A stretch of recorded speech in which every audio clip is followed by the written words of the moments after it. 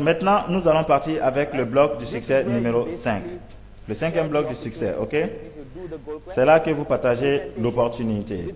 Vous faites la présentation de QuestNet avec la personne, ok? Il y a quelques méthodes comment faire ça. Numéro 1, c'est ce que les gens considèrent comme puissante méthode. C'est la méthode la plus puissante. C'est le 1 à 1. Très puissante, très effectif. Numéro 2, c'est quand vous faites la présentation en groupe. La plupart du temps à la maison, à votre maison. Okay? Numéro 3, c'est quand vous invitez la personne à une réunion officielle de QuestNet. Peut-être dans un hôtel ou dans un bureau de QuestNet.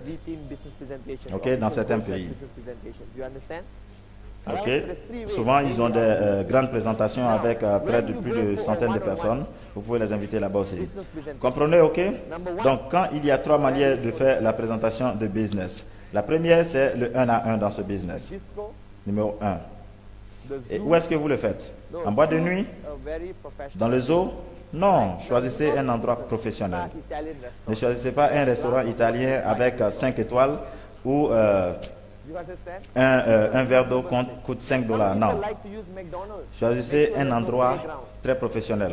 Quelques personnes préfèrent les McDonald's, mais rassurez-vous qu'il n'y a pas une cour de récréation. Ne jamais faire une présentation en buvant de l'alcool. Si vous êtes invité quelque part pour faire une présentation et la personne vous offre de la bière, vous dites non merci, je vais le prendre après, ok? Ou bien non merci, je ne bois pas. Parce que j'avais fait des présentations à quelques personnes qui avaient bu quelque chose, ils vont vous promettre tout immédiatement, mais le lendemain, quand vous appelez, ils vont vous dire, mais qui êtes-vous? Non, donc quand vous voulez faire ceci, vous comprenez? Donc, jamais faire une présentation autour d'un verre. Je ne boirai pas, je garde mon attitude en tant qu'homme d'affaires. Ok? Donc, il faut choisir un endroit professionnel. Ne jamais choisir un coin de récréation, non, où il y a plein de bruit. Donc, choisissez un endroit très professionnel, un restaurant très simple. En Asie, il y a des coins qu'on appelle les vidéokés ou les karaokés ici en Philippines. Ok? Ou en Malaisie, nous avons les mama stall ou un petit restaurant au bord de la rue. On peut s'asseoir et boire quelque chose et commencer à discuter. Et donc, habillez-vous de façon professionnelle. Ici, dans cette partie de la formation, il y a un mélange de concepts. Plein de gens disent porter des chemises et cravates. D'autres disent habillez-vous de façon professionnelle. Bon, le dimanche matin, vous choisissez, si vous invitez quelqu'un, vous n'allez pas vous porter un costume. Non, vous allez choquer cette personne. Ok? Vous savez ce qu'il va dire? Je ne vais pas faire ce business-ci, on doit s'habiller comme ça les dimanches. Donc, vous voyez, utilisez la logique. Vous allez à une réunion de business. Des fois, je porte une chemise à longue manche avec une cravate. Je déteste les cravates, donc j'ai commencé à porter des chemises où je n'ai pas besoin de porter des cravates. Et des fois, quand je vais faire la présentation chez quelqu'un, les dimanches matin, je porte une chemise manche courte. C'est très simple. Ok? Et vous devez être très bien rasé, très bien présentable. Vous comprenez? Si vous voulez garder la barbe comme moi, merci. Mais ça doit être quelque chose de très joli. Habillez-vous comme un professionnel, mais n'effrayez pas la personne. Habillez-vous en costume et vous arrivez chez lui le dimanche, la personne est effrayée. Non. En simple t-shirt, ok? Merci beaucoup. Comprenez? Choisissez un environnement convenable. Habillez-vous professionnellement. Soyez logique, ok? Et soyez prêts. Amenez les outils nécessaires. Et quels sont ces outils? Quelques brochures de produits. Si vous n'avez pas les produits, est-ce que vous avez besoin des produits pour réussir dans ce business? Non. Jusqu'à aujourd'hui, je n'ai jamais présenté le produit pendant les présentations. Et ça fait plus de 3 ans que je fais ce business. Je n'utilise jamais des produits. Pourquoi? Parce que ceci ne peut pas être dupliqué par quelqu'un qui n'a pas encore reçu sa pièce ou sa montre. Comprenez? Et il dira, Patman, je ne peux pas le faire. Pourquoi? Parce que je n'ai pas mon produit, est-ce que je peux emprunter le tien? Et disons que vous avez déjà emprunté ceci à quelqu'un d'autre. Il sera bloqué. So, je n'ai jamais montré les produits pendant les présentations. Est-il facile d'expliquer? Oui, vous avez des brochures, ça suffit. Prenez un papier et un stylo moins cher. Pourquoi moins cher? Parce que j'ai perdu plein de stylos qui coûtaient cher pendant les présentations. Alors, c'est mieux de les garder dans votre poche. Ok? Et certains d'entre vous sont très confortables en faisant des présentations sur PowerPoint. Mais faites très attention quand vous utilisez ceci.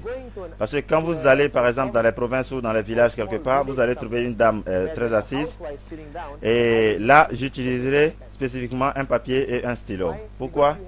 Parce que vous devez être en accord avec la personne. Mais si vous commencez à appuyer sur les boutons et la lumière va apparaître sur le mur, elle sera confuse. Vous savez, la première chose qu'elle se dira, je ne peux pas le faire. Et ceci ne peut pas être dupliqué. Mais si je prends un bout de papier et j'écris, je lui montre les brochures, elle va dire, hey, je peux le faire. Donc rappelez-vous, toute action que vous allez faire doit être dupliquée. Est-ce que ceci peut être dupliqué? Est-ce que tout le monde a une pièce à montrer? Est-ce que tout le monde a un ordinateur de $2000 pour faire des PowerPoint présentations? Peut-être pas. Donc, je crois sincèrement qu'un papier et un stylo peuvent être dupliqués. Mais quelquefois, quand vous faites des présentations à des responsables, des directeurs de banque, vous devez utiliser des ordinateurs portables pour une présentation plus efficace. Donc, vous devez être très sensible à leur manière de comprendre, leur niveau de compréhension. OK? OK, maintenant, quelques organisations ont des livrets que vous pouvez laisser avec les prospects. OK, quelques prospectus. Bien, vous pouvez leur dire de se référer aussi à notre site web. OK? Donc, aussi faites des présentations bonnes et courtes. OK? J'ai entendu des gens qui disent j'ai fait une présentation et je lui ai demandé vraiment combien de temps as-tu pris? Il dit non, 6 heures. C'était une des plus dures de mes présentations. Maintenant, est-ce que vous savez quel message vous donnez au prospect quand vous faites des présentations de 6 heures?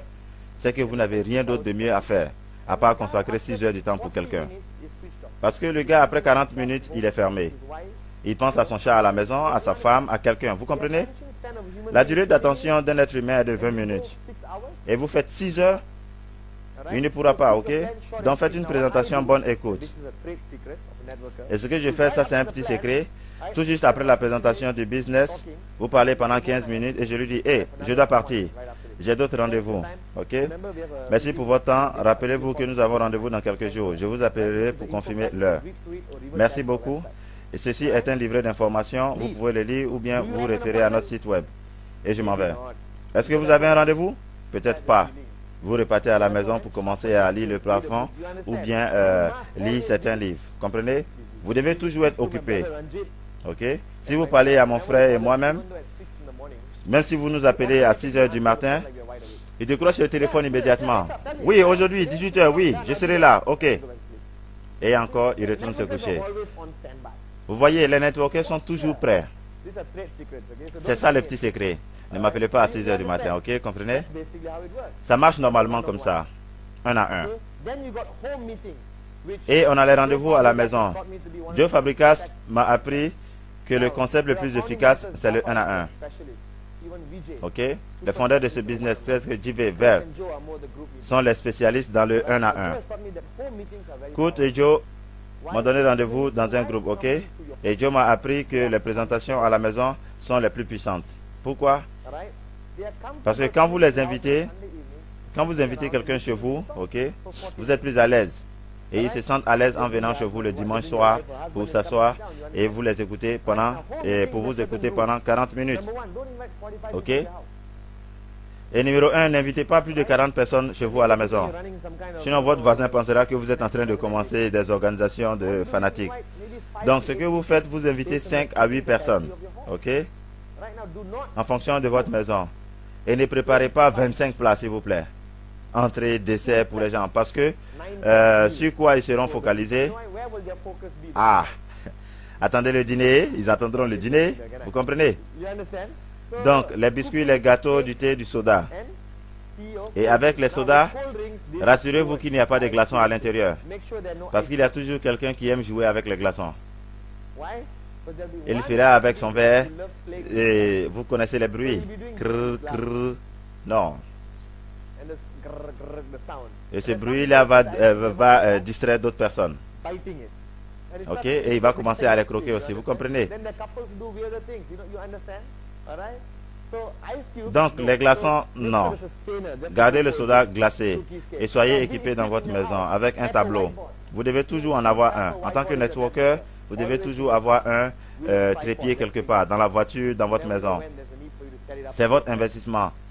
Car vous ne savez jamais quand vous allez faire des présentations dans la rue, dans une foire. Donc, prenez un tableau et faites votre présentation, ok? Tout le monde est à l'aise pour la présentation.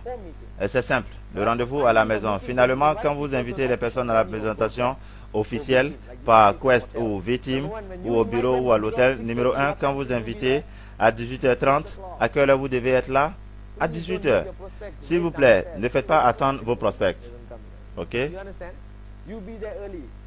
J'attends Omar, il n'est pas encore arrivé. C'est comme ça. C'est-à-dire, je lui donne rendez-vous et je viens avant. Vous comprenez? Soyez là-bas très tôt. Parce que qui est le roi quand il arrive à la présentation? C'est lui qui est le roi. Vous êtes son serviteur. Ok? Il y a des personnes qui invitent leurs prospects et disent, ok, tu attends ici et ils s'en vont causer avec d'autres personnes. Non, c'est pas possible. Votre prospect arrive, vous devez être avec lui. Vous devez le soutenir. Parce que c'est vous qu'il connaît. Il est votre invité.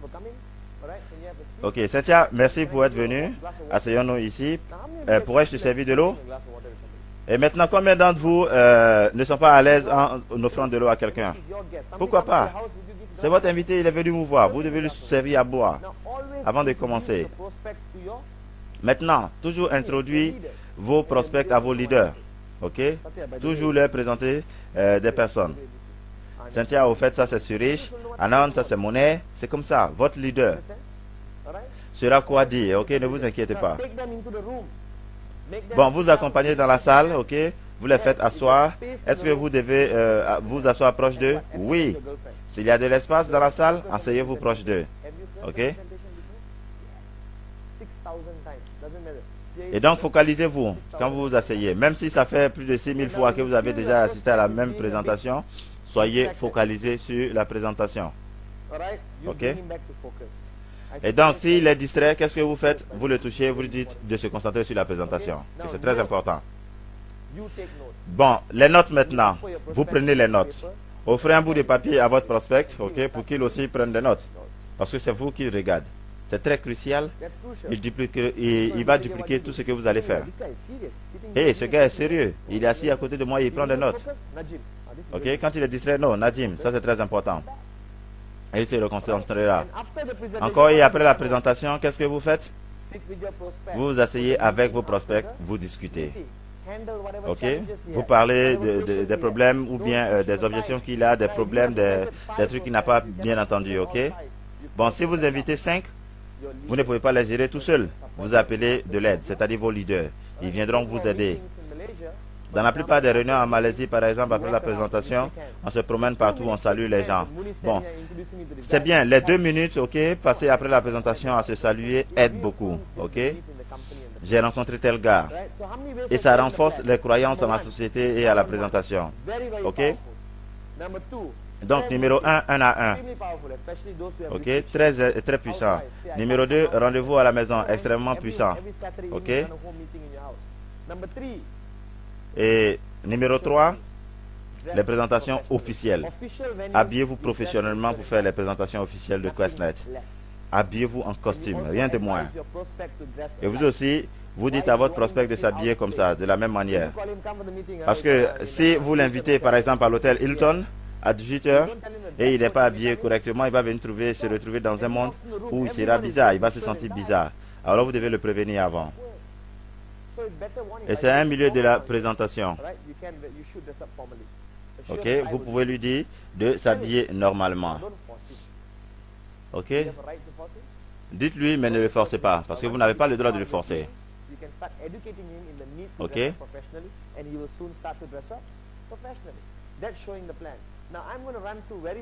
Bien, je vais montrer rapidement le contenu de la présentation.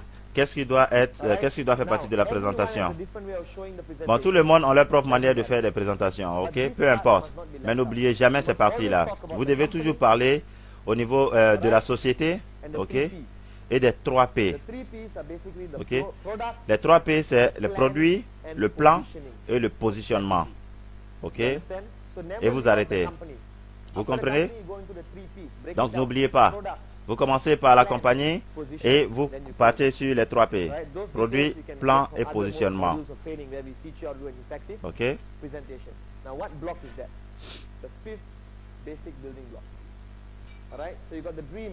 Donc ici, nous avons vu maintenant ces blocs, c'est-à-dire le 5e bloc du succès. Vous avez vos rêves, vous avez vos engagements, vous avez vos listes, vous avez invité les gens, vous avez présenté le business. Qu'est-ce qui reste? OK? Donc maintenant, nous allons